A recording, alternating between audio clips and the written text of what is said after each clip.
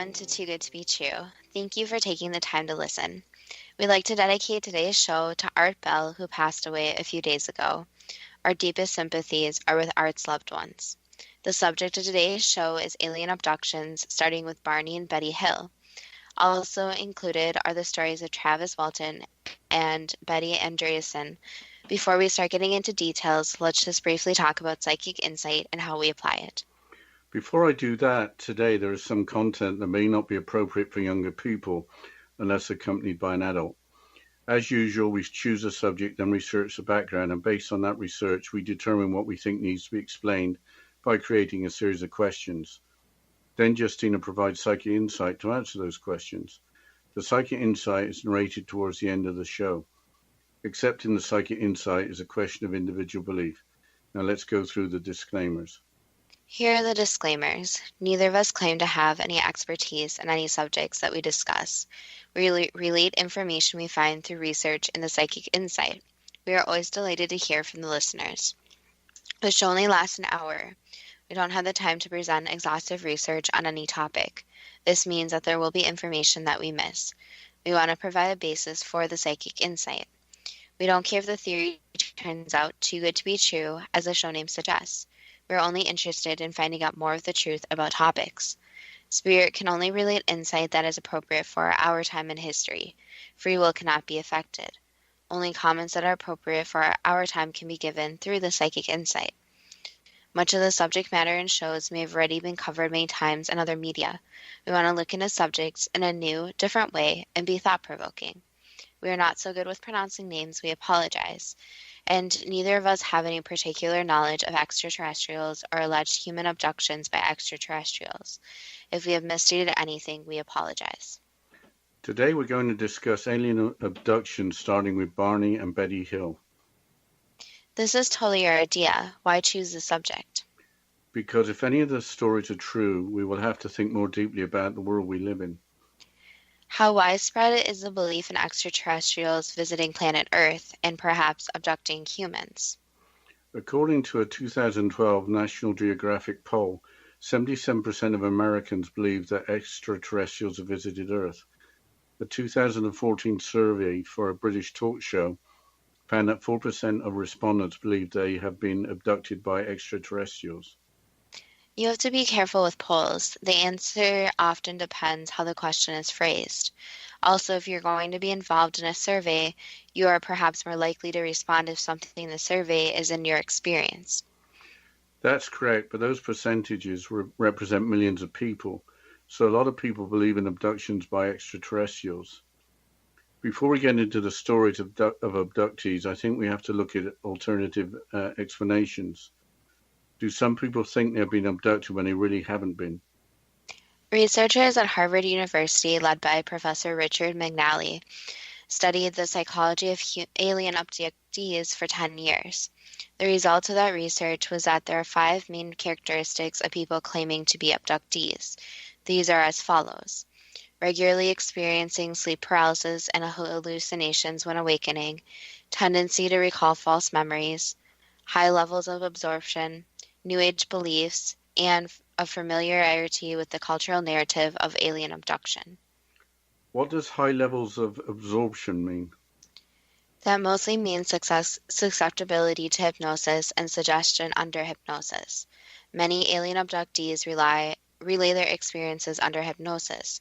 The hypnotist may ask questions with presumption of abduction, with the result that the subject has the idea of abduction having occurred planted in their mind. What are New Age beliefs? Is there a good definition?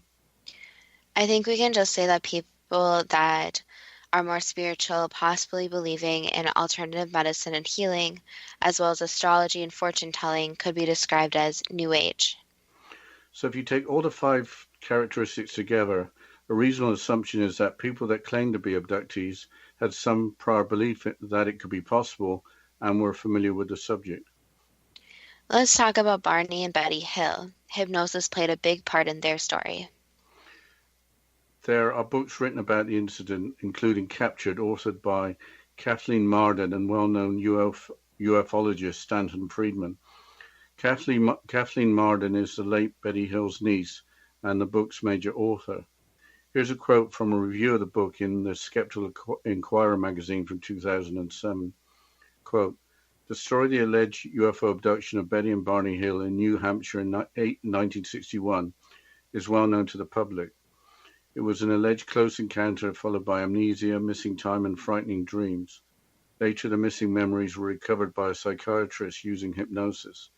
Under hypnosis, both Hills told a harrowing tale of abduction and medical examination on board an extraterrestrial craft. Unquote. What were the actual events that were recorded before the psychiatrist became involved? On September 19th, 1961, the couple were driving home from a vacation. Here is a quote from the Thought Co. website. Quote, at about 10 p.m., Barney, who was driving, saw a star which seemed to move erratically. He told Betty about it, and they both kept tabs on it as they drove along. They were just north of North Woodstock when Barney noticed that the star was moving in a very unusual manner. When they arrived at Indian Head, they stopped the car and got out to have a better look. Using binoculars, Barney zoomed in on what he thought was a star. This was no star. He could make out different colors of lights and see several rows of windows around the flying craft.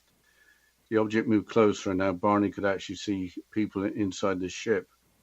Was this strange flying object being piloted by humans?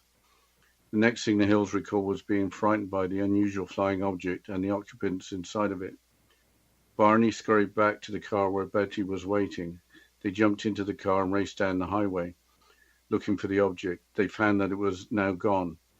As they drove on, they began to hear a beeping sound, once, then again. Although they had been driving only a couple of minutes, they were 35 miles down the road. Unquote. So there was missing time and distance. Did anyone else see the UFO? Betty called nearby Peace Air Force Base. Apparently, one version of the story is that she was told that a UFO was confirmed by radar. Another version of the story is that she was told she had mistaken the UFO for the planet Jupiter. That seems a bit odd, just calling a military base and getting an immediate answer that a UFO was confirmed by radar. I would have thought that they would have kept information like that from the general public. But the story didn't end there, did it? Here's a further quote from the Thought Co. website. Quote, but soon Betty began to have nightmares. In her dreams, she would see her and her husband being physically forced into some type of craft. Before long, two writers heard about the Hills story and contacted them. The Hills, with the aid of the writers, compiled a time chart of the events of September the 19th. There could be no doubt that the couple had lost about 2 hours of time somewhere along the way. As news of the UFO sighting became more commonplace, the Hills were forced to hide from reporters as much as possible. Because of the missing time element and the desire to know what, if anything, had happened during the time, they decided to contact a psychiatrist. They decided on Boston psychiatrist and neurologist Dr. Benjamin Simon, well known in his field. Unquote. Dr. Simon conducted regressive hypnosis. After 6 months of sessions, his expert opinion was that Betty and Barney had been taken aboard an unknown spacecraft. What details came out of the hypnosis sessions?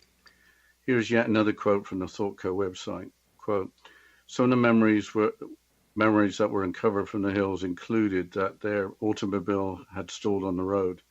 The UFO had landed in the middle of the road and alien beings came to their car carrying both Betty and Barney to the UFO. They were subjected to various medical and scientific tests before the aliens released them. They were hypnotized in order to keep their capture a secret. During the intensive regression sessions, the Hills would describe their captors as bald-headed alien beings about 5 foot tall with greyish skin, pear-shaped heads, and slanting cat-like eyes. This description very much described what would become known as the Greys, now a standard description for the small beings with large heads, small mouths, and little or no ears and hairless. Also, details were released about the actual procedures performed on the Hills. Both physical and mental experiments were conducted. Samples were taken of their skin, hair, and nails. Betty had gynecological testing, and Barney reluctantly revealed that sperm samples were taken from him. Unquote. That seems like a lot of work on the Hills in just 2 hours. How well is their story believed? The story is not over yet. There is a star map and the material found on Betty's dress. For the star map, apparently the leader of the extraterrestrials who spoke English showed Betty a map of trade and exploration routes between stars, with the sun and the extraterrestrial's home star included. Under hypnosis, Betty was able to sketch a recollection of the star map. But there are billions of stars. How could someone make a match? A teacher called Marjorie Fish made an incredible effort and made a match. The match suggested that the extraterrestrials were from the constellation of Reticulum, which is 39.5 light years away from the solar system. But as the sketch was made from memory, the match will obviously be only as good as the memory freed under hypnosis. Apparently, later on, Marjorie Fish wasn't convinced that the match was correct.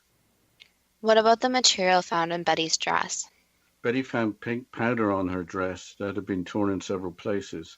Subsequently, 5 laboratories have conducted chemical and forensic analysis. The material was analyzed as biological matter of mostly protein and a small amount of natural oil. Was that the end of the story? There were highly polished concentric circles on the trunk of the Hill's car that would make the needle of a compass spin. Also, neither of the couple's wristwatches would rewind and never worked again. We'll have to go into a short break here, and after the break, we'll move on to the next abduction story, which is Travis Walton. But you're listening to Too Good to Be True with Justina Marsh and Pete Marsh on the X Zone Broadcast Network, www.xzbn.net.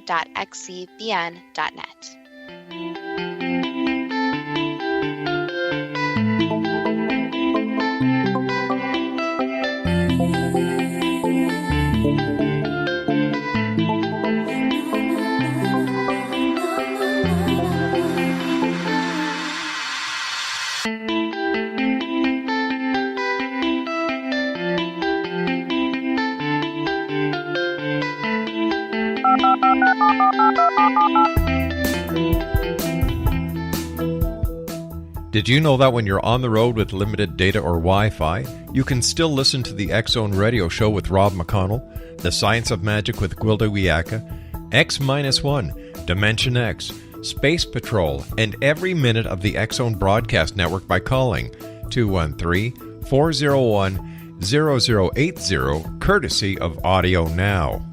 No smartphone, app, or internet needed. It saves your data plan, and it's free if you have unlimited minutes. Call 213-401-0080 to listen on any phone, anytime, anywhere. Remember 213-401-0080 for the best of the paranormal, parapsychology, and sci-fi radio programming anywhere, 24/7, 365.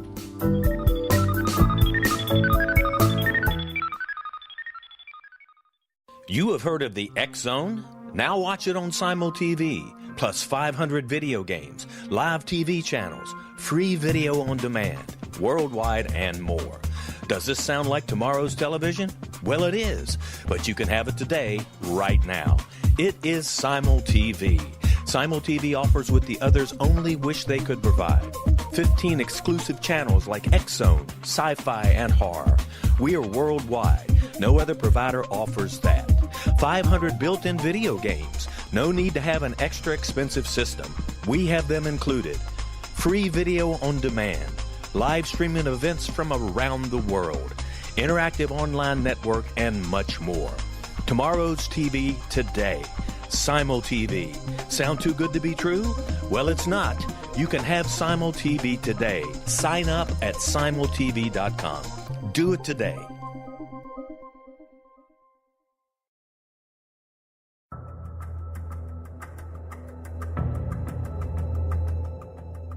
Modern Esoteric, Beyond Our Senses by Brad Olson, consummates the lifeology story about where humanity originates. It is the lost continents, the primitive wisdom, the mythos of creation, and the rethinking of ancient history as we are taught in academia. There is much more to the story than what we have been told.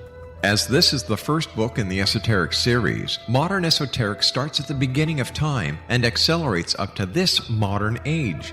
Future Esoteric is book 2 in the series and takes a forward-looking position ahead of today with an open and honest examination of the ET issue and various unexplained phenomena. To discover the writings of author Brad Olson, visit www.bradolson.com. That's www.bradolson.com.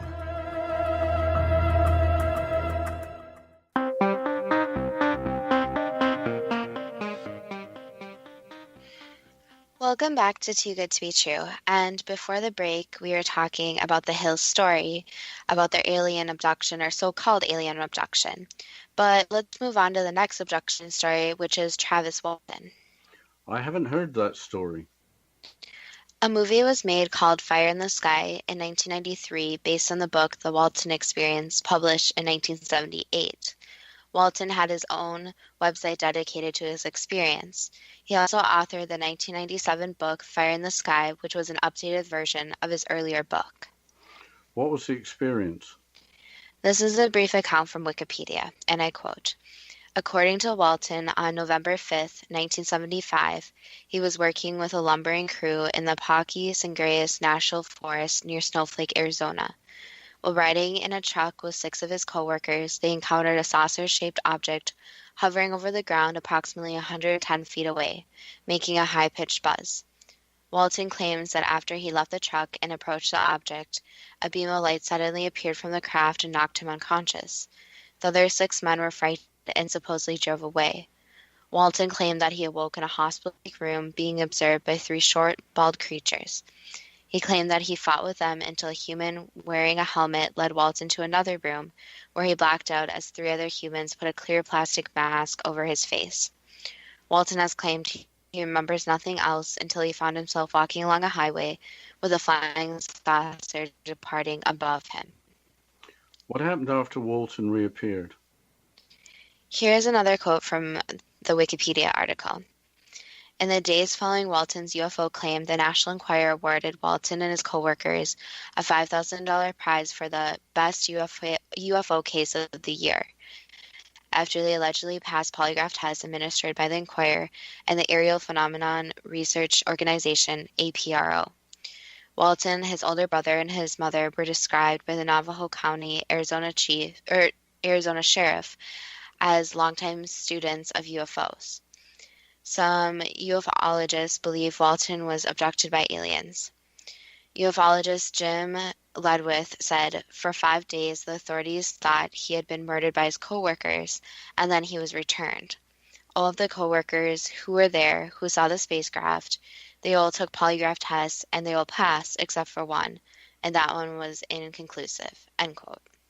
I'm sure that there was a lot of skepticism, especially with all the publicity. Was there an effort to shoot down the story? UFO researcher Philip J. Klass claimed that the entire story was a hoax. He considered the polygraph or lie detector testing to be flawed, with Walton telling his story for financial gain. A psychologist also weighed in with a connection to Betty and Barney Hill. Here is a further quote from the Wikipedia article. Cognitive psychologist Susan Clancy argues that alien abduction reports began only after stories of extraterrestrials appeared in films and on TV, and that Walton was likely influenced by the NBC television movie The UFO Incident, that aired 2 weeks before his own claimed abduction and dramatized the alien abduction claims of Betty and Barney Hill. Clancy noted the rise in alien abduction claims following the movie and cites Klass's conclusions that after viewing this movie, any person with a little imagination could now become an instant celebrity, concluding that one of those instant celebrities was Travis Walton. End quote. Who else tried to attack Travis Walton's credibility? In 2008, Walton appeared on the U.S. game show The Moment of Truth. Contestants answer a series of 21 increasingly personal and embarrassing questions to receive cash prizes. Walton was asked if he in fact was abducted by a UFO on November the 5th, 1975, to which he replied yes. The lie detector used on the show determined that to be a lie.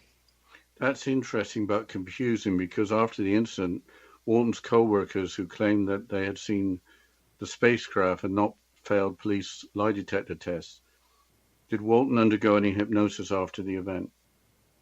Yes, he did. Here's a quote from Walton when asked if only remembered his experience under regressive hypnosis. And I quote, "No, I did not recall any experiences under hypnosis that I could not remember before.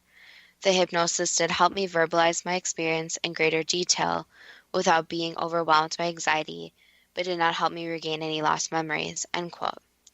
The statement seems contrary to the website UFO Evidence, which states the following.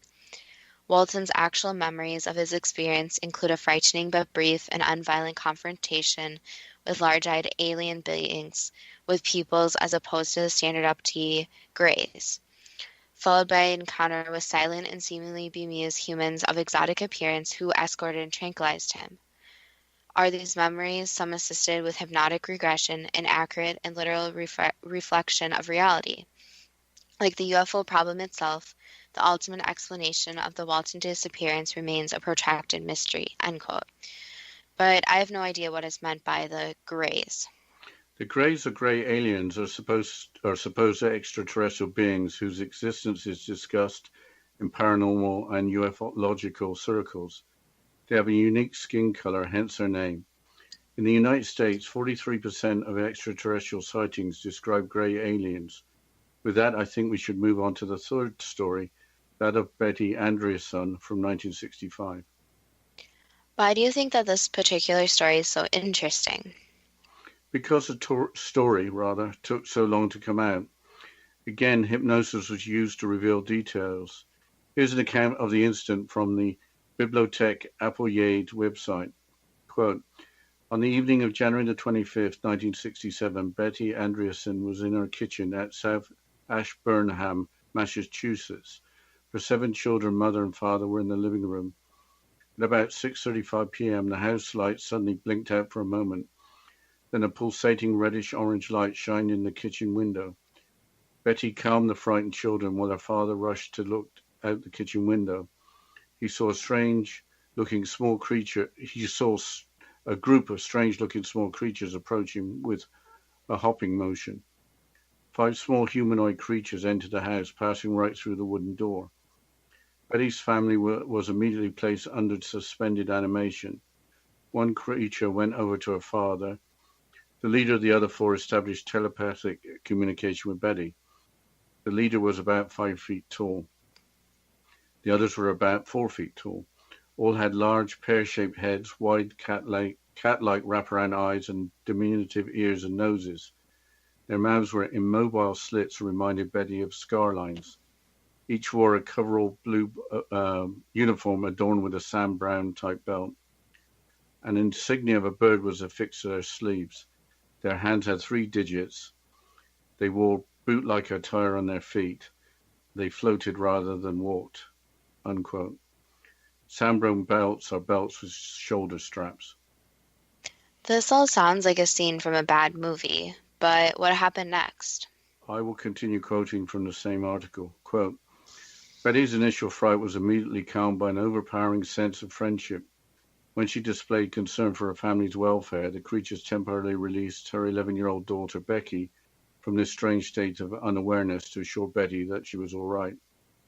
Then Betty was taken outside and brought on board a small craft resting on the side of a hill that sloped into the backyard.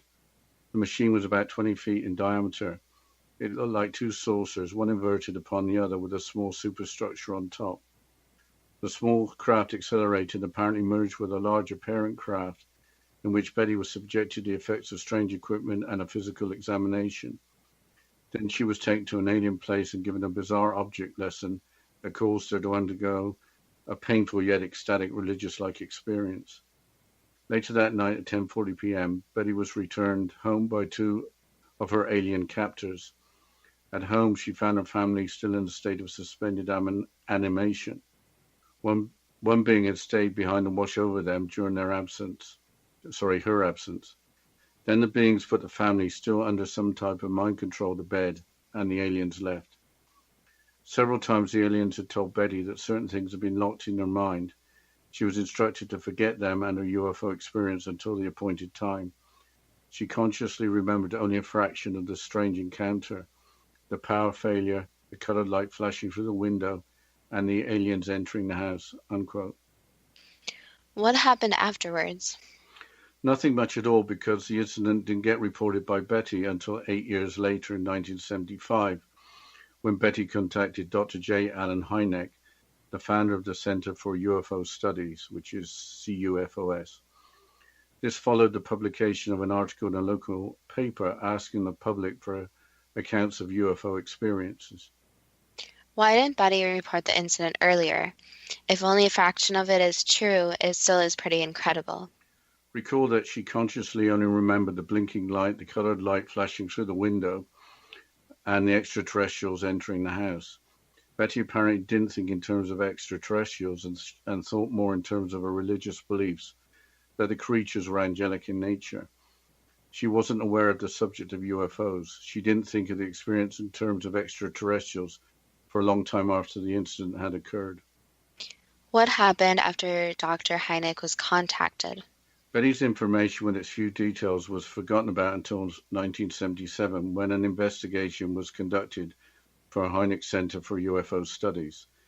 This lasted a year and included an extensive character reference check, 2 polygraph tests, a psychiatric interview, and 14 hypnotic regression sessions. It was reported that under hypnosis, Betty and her daughter provided consistent stories with genuine psychological reactions. So the bulk of the story came out during hypnosis, but what happened following the investigation? I think we'll have to take that after the break, Justina. Why don't you take us into the break? Yes, we'll continue with Betty's account of her supposed alien abduction and then get to the questions and the psychic insight after this short break. And you're listening to Too Good to Be True with Justina Marsh and Pete Marsh on the X-Zone Broadcast Network, www.xzbn.net.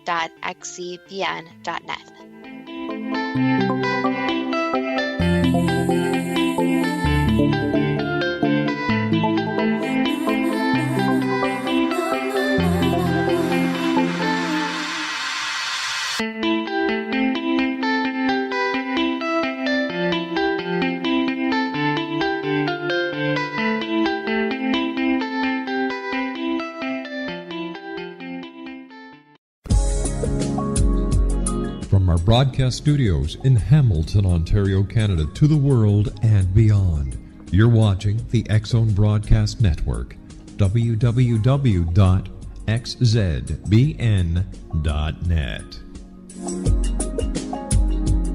AVS Media Den.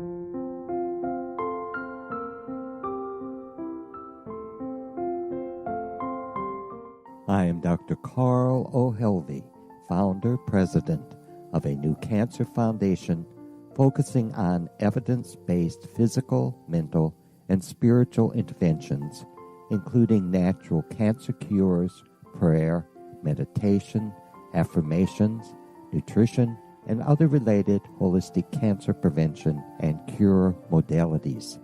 These are used in cancer education, research, and financing care. I ask for your help to continue this important work by donating at www.holisticcancerfoundation.com.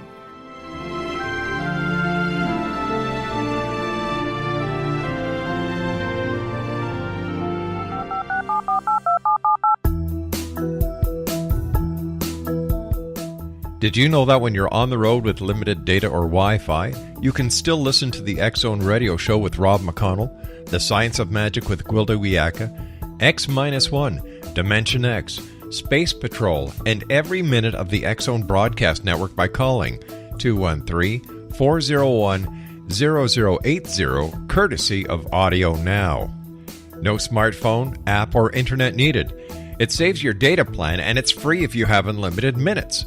Call 213-401-0080 to listen on any phone, anytime, anywhere. Remember 213-401-0080 for the best of the paranormal, parapsychology, and sci-fi radio programming anywhere, 24/7, 365.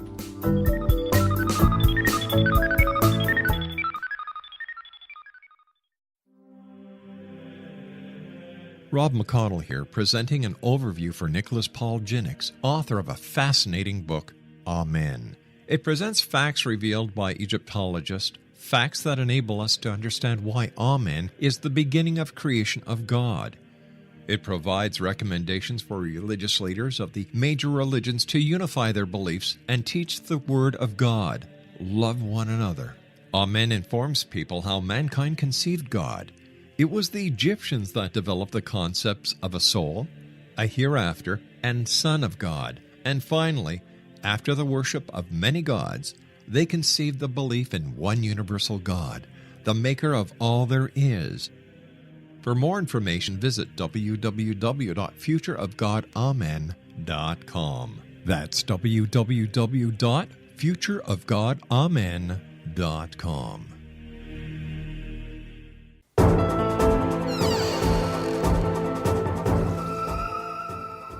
Welcome back to Too Good to Be True. And before the break, we were going through Betty's supposed alien abduction account.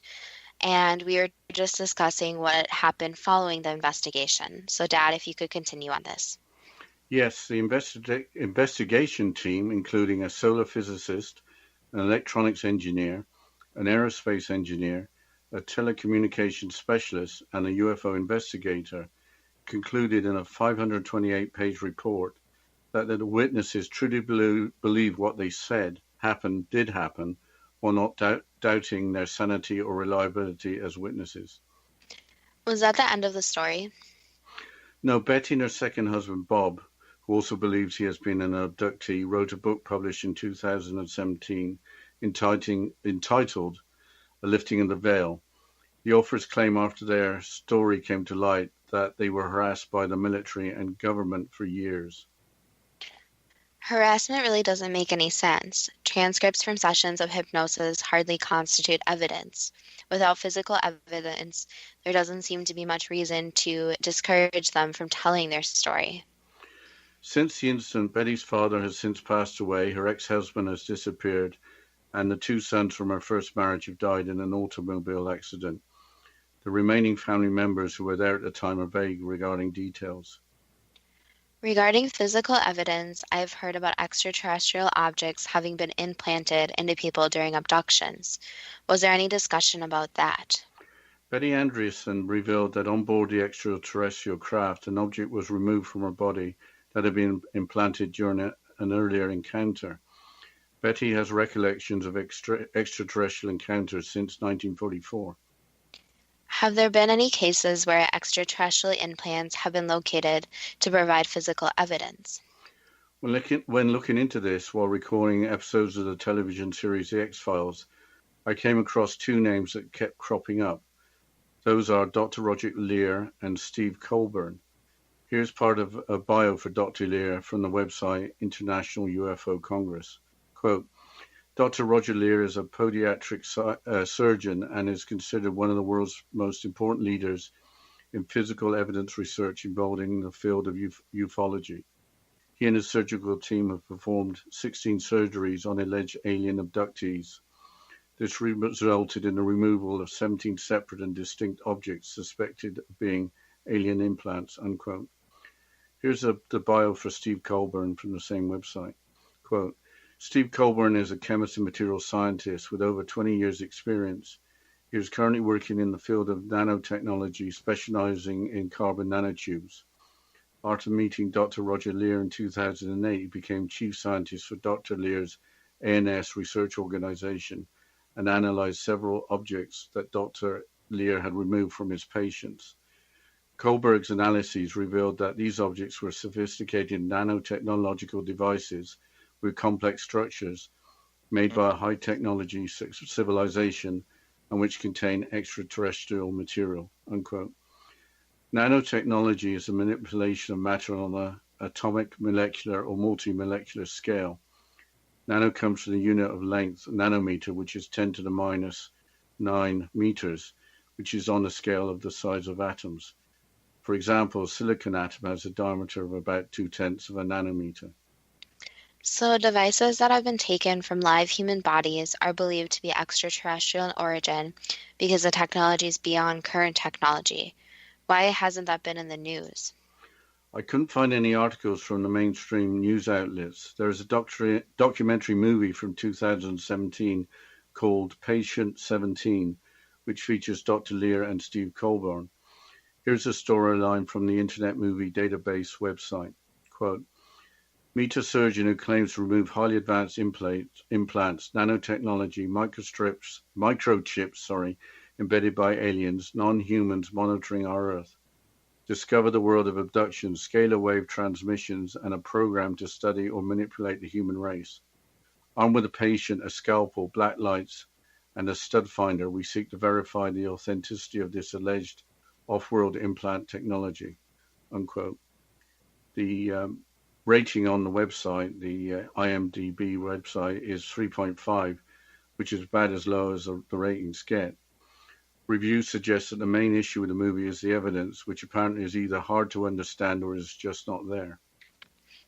What is scalar wave transmission? A scalar wave is a type of electromagnetic wave that isn't described by known physics, so its transmission is something we don't understand. But I think it's time for the first question. Is there something special about the psychology of people that claim they have been abducted by extraterrestrials, as researched by Richard McNally and his team at Harvard University? Yes and no. The problem is that each person's psychology is a very individualistic characteristic. So yes, there is a general pattern, but each person is very individualized. So when alien abductions occur, it is not just because of their psychological means. It's also because of other things going on in their lives.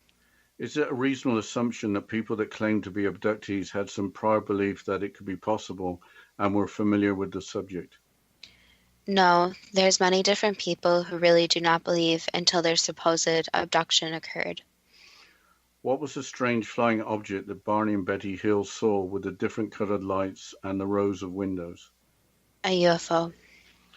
Who were the beings that Barney Hill could see inside the flying object? Beings from a place not of Earth. What was the beeping sound heard after the flying object disappeared? That was basically the sound from the object that was delayed because of how it traveled. How could the Hills, only driving for 2 minutes, be 35 miles down the road? That's how time is a very interesting construct, since sometimes it can be adapted and morphed into something else. Did the beings in the UFO change time?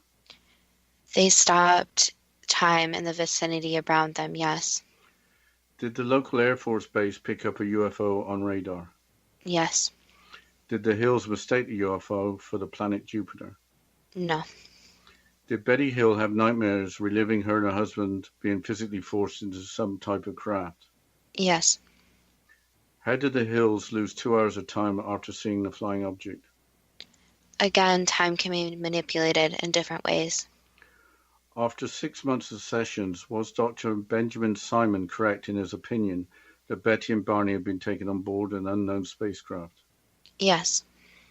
Did the Hills' car stall in the road? Yes. Were they both carried by extraterrestrials into the unknown craft? Yes. Were Betty and Barney subjected to medical and scientific tests? Yes. Were samples taken of skin, nails, and hair? And different other parts of them, so the technology is a lot more advanced. So different samples of bone and things like that could also be taken. Were they subject to mental experiments? That could be said. Was Betty subject to gynecological testing with biological matter taken from Barney? Not exactly, so that's not 100% correct. Were the extraterrestrials best described as being what are termed grey aliens? Yes. How could all the testing described during hypnosis be completed in 2 hours? Because the technology is a lot different than the technology of this Earth. Was Betty Hill's recollection of the star map correct? Yes. What was the pink powder found on Betty Hill's dress? It was a type of powder used for experimentation, so it can't exactly be said what it's for, but it's for a certain test they performed. So it was from the spacecraft? Yes. What were the highly polished concentric circles on the trunk of the Hill's car that would make the needle of a compass spin? They were basically leftovers from what the beings did. Did they move or do something with the car? Yes. Why would neither of the couple's wristwatches rewind and work again? They were broken by the different electromagnetic fields that were present. So in summary, the accounts of Betty and Barney Hill under hypnosis were accurate. Yes. Changing subject to Travis Walton, was there a saucer-shaped object hovering over the ground approximately 110 feet away from the truck, making a high-pitched buzz? Yes. Did Travis Walton leave the truck and approach the object to be knocked unconscious by a beam of light from the saucer-shaped object? Yes. Did Walton awake in a hospital-like room being observed by 3 short, bald creatures? In his mind, yes. Did Walton fight them until a human wearing a helmet led Walton to another room where he blacked out as 3 other humans put a clear plastic mask over his face? They were not humans, but yes. Were experiments run on Travis Walton while he was in that saucer-shaped object? Yes. Did Walton remember nothing else until he found himself walking along a highway with a flying saucer departing above him? Yes. Where was Walton for the 5 days he was missing? There were certain beings doing experiments on him. Was UFO researcher Philip J. Klass correct in claiming that the entire story was a hoax? No, some parts of his recollection were not 100% correct, so there were no humans involved like he remembered, and some of the details are sketchy. However, it was not a full hoax. Why did Travis Walton have so much trouble with lie detector tests after the event? Because it was not supposed to come out at the time that the beings took him, and let's just say that beings can take people to do experimentation, and they can also mess with technology. And lie detector tests are not 100% accurate also. So there's this combination that lie detector tests can't be a reliable source to begin with.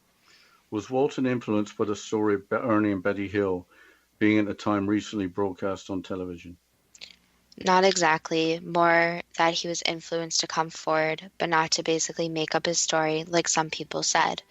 But we'll have to continue with the questions and the psychic insight about alien abductions after this short break. And you're listening to Too Good to Be True with Justina Marsh and Pete Marsh on the X Zone Broadcast Network, www.xzbn.net.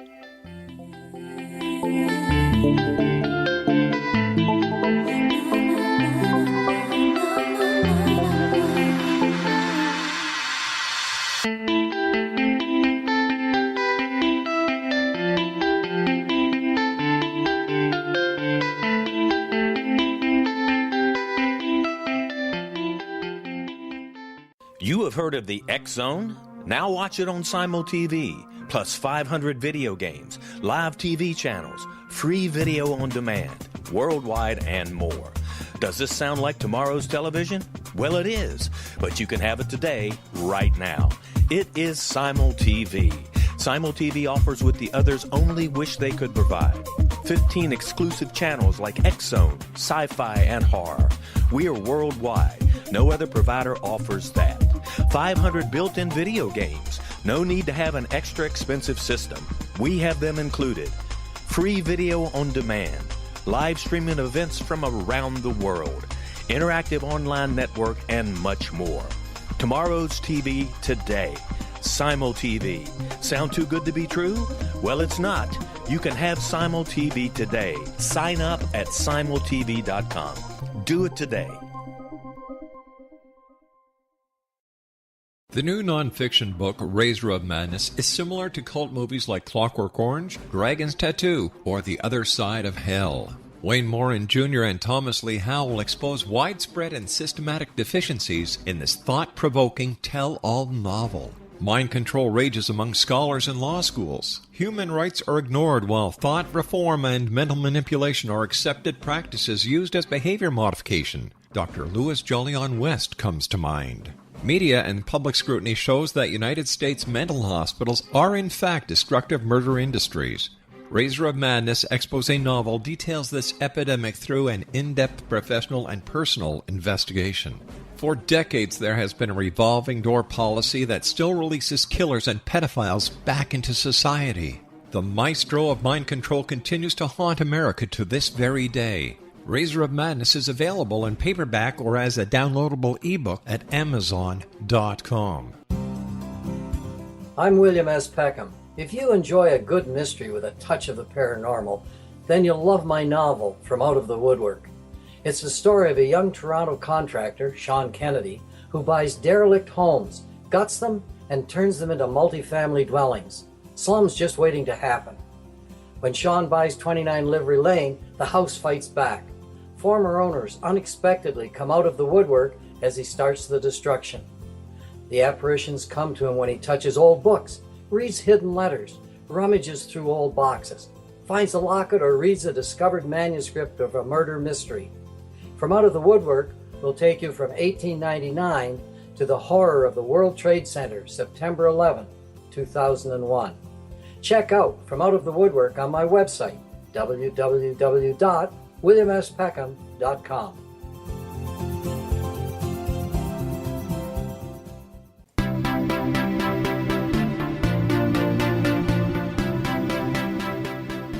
Welcome back to Too Good to Be True. And before the break, we were going through the questions in the Psychic Insight about alien abductions. So, Dad, can you please continue with the questions? Sure. Why is regressive hypnosis necessary to recall buried memories? Because the brain decides what is important and for the conscious mind to remember and what's not important. So some memories are put deep within the brain, which hypnosis helps uncover them. So take childhood memories, for example. A lot of these are repressed and easier under hypnosis to come forward, since that's tapping into the subconscious mind, not the conscious mind. That's not the subconscious mind. If extraterrestrials would take away the conscious memory, why can't they take away the unconscious memory? Because the unconscious memory is tied directly to the soul. So you'd have to influence the soul and somehow harm the soul to be able to influence the subconscious mind. So the conscious mind is a lot easier since that's directly attached to humanity, being a human, etc. So the soul remembers everything which is tied to the unconscious memories. Can regressive hypnosis recall false memories, even when the hypnotist is not attempting to influence the subject? That is possible to happen, yes. Who were the extraterrestrials that were described by Travis Walton? They're beings from a different parallel universe. You've already answered this briefly, but is there such a being as a grey alien? They could be called that, yes, but the problem is that humans like to classify different aliens into different categories, which they kind of intertwine in ways. So there's, yes, categories, but a lot more than humans realize. Changing the subject to Betty Andreasson, on January the 25th, 1967, at about 6:35 p.m., did the house lights suddenly blink out for a moment, followed by a pulsating reddish-orange light shining in the kitchen window? Yes. Did 5 small humanoid creatures enter the house, passing right through a wooden door? No. Were the family immediately placed into suspended animation? No. Were the memories as described by Betty Andreasson false?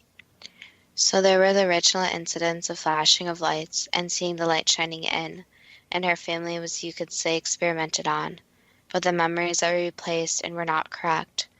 So these beings were complicated, where they inserted these small creatures getting them, when it really wasn't that. So they were experimented on, they were influenced, but the memories were false memories. So Betty and her family had false memories put into their minds? Correct. Was the report following the 12 months of hypnotic regression and other work by experts correct in finding that Betty Andreasson's daughter and herself truly believed that they said happened did happen, while not doubting their sanity or reliability as witnesses? Yes. Did the investigation actually believe something else had happened and that these were false memories? Yes. How did the investigation team get the idea that something else had happened? Let's just say that there was knowledge of similar situations happening in a similar area. So there is information from a similar incident that has never been published? Correct. A lot of alien abductions are never published. So the accounts given by Betty and her daughter were correct in their own minds? Yes. Why have Betty Andreasson's family members experienced tragic events since the incident? Those are no correlation, so those tragic events are not related to the abduction.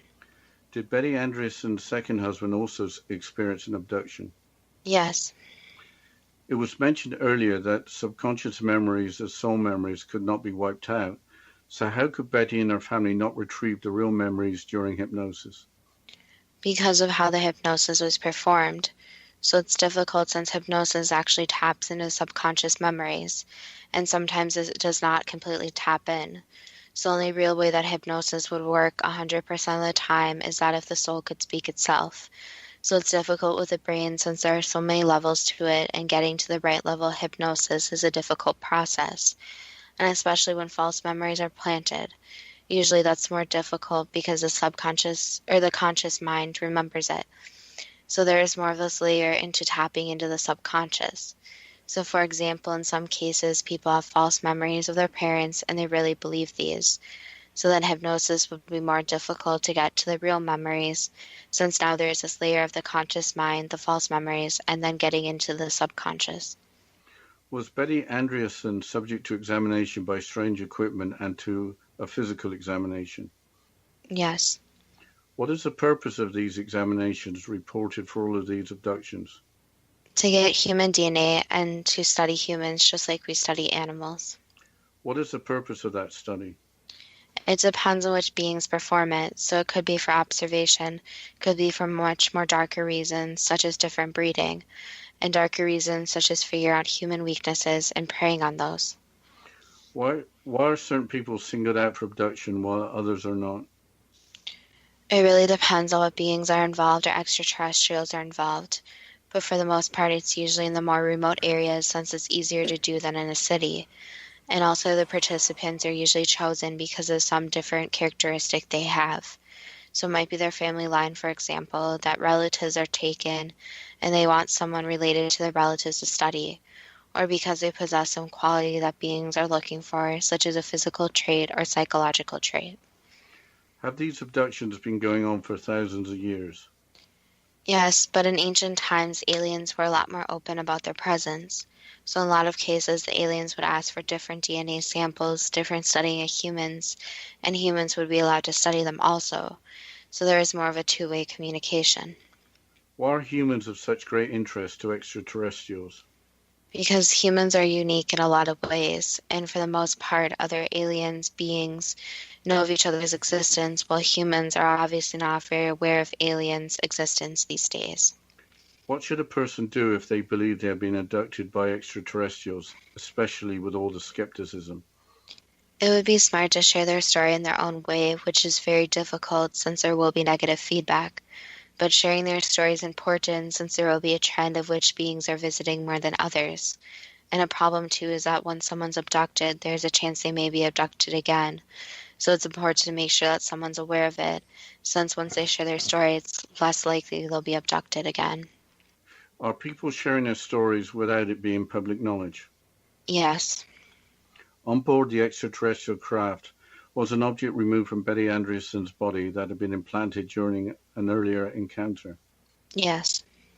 Did Betty Andreasson have recollections of extraterrestrial encounters since 1944?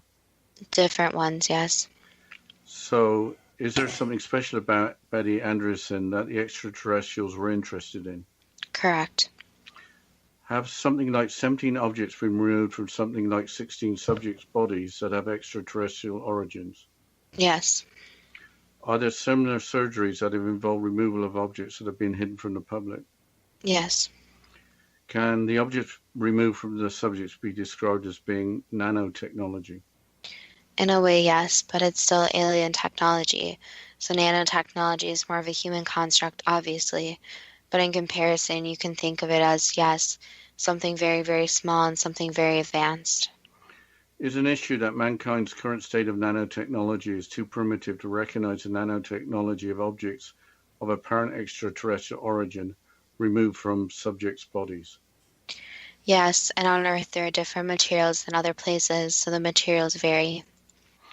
Why did perhaps two of the world's most famous abductees, Betty Hill and Betty Andreasson, have the same first name? Just a coincidence. Are there abductions going on in less developed countries around the world that we're not being made aware of? And developed countries, so the wealthier situations of the wealthier situations of a person don't really matter to extraterrestrials. Why is so much ridicule and scorn put on to people that claim they have been abducted by extraterrestrials? Because the concept that a being would have the power to take someone, experiment on them, and put them back on Earth seems very far-fetched. So there needs to be this belief in other beings that are other aliens, extraterrestrials, before this belief in abductions can really occur. And the most logical line of thinking usually when someone says they encounter an alien is to believe that something's psychologically wrong with them before believing their story. What can we learn from the subject of alien abductions? One, that if a person believes something, it doesn't always mean there's something psychologically wrong or that they're a liar. So there are situations that can't be explained, and it's all right if some people don't believe in alien abductions or believe in aliens. These people still need support because in their mind this is true, and they need the support from outsiders. So it's never something good to ridicule or say negative comments to these people, since a person would not want that said back to them. So it goes back that if you don't have anything nice to say, just don't say it. But aliens, UFOs, abductions, etc. are becoming more and more common and more studied. So the takeaway is that it's okay if someone doesn't believe and believes in something different than you, but you also can't make fun or doubt others just because of difference of beliefs. That was the last answer. Is an alien abductee just an unfortunate victim telling the truth, too good to be true? That depends on what you are prepared to believe. I'm not sure what is good in any of this, except apparently that none of these incidents were hoaxes and that the truth is coming out. I thought the really interesting part was details only coming back from the subconscious mind under hypnosis. If false memories were implanted, the experience would seem entirely real, yet an illusion. Yeah, that really surprised me. And also what surprised me was the false memories of Betty Andreasson, and that really wrecked my questions. So I had to have a new set of questions created on the fly. But anyway, before we go, just another mention of Art Bell, because without his pioneering work, we would never be making this broadcast. Yes, and as always, if any of the listeners have any suggestions, you can either contact us at our Facebook page at Too Good to Be True or through our website at toogoodtobetrue.net. And of course, thank you to all the listeners, and again, all our sympathies to Art Bell, his friends, his family. And as always, let's look forward to next week's show. Thank you.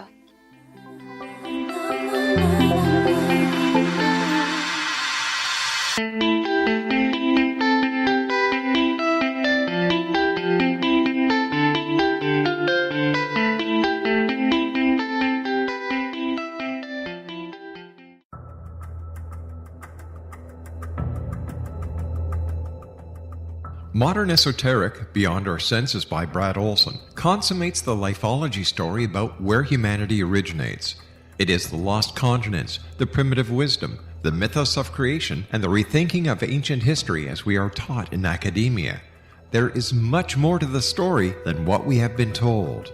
As this is the first book in the Esoteric series, Modern Esoteric starts at the beginning of time and accelerates up to this modern age.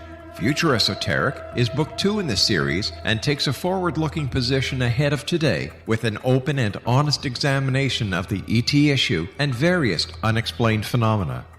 To discover the writings of author Brad Olson, visit www.bradolson.com.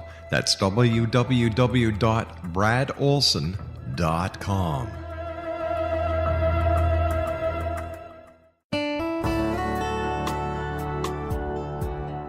Are you or is someone you know struggling with addictions, depression, anxiety, relationships, low self-esteem, lack of confidence, grief, success, and prosperity? Do you know that your subconscious belief plays a big role in the outcome of your hard work? We can help you permanently change the beliefs that may be the reason for your struggles and failures. We care about getting you the return on your investment and the results you are looking for. We can help you be free of the limitations of your past and in realizing your highest potential. We work with people by phone and Skype. For more information, visit us at www.ritasoman.com. That's www.ritasoman.com.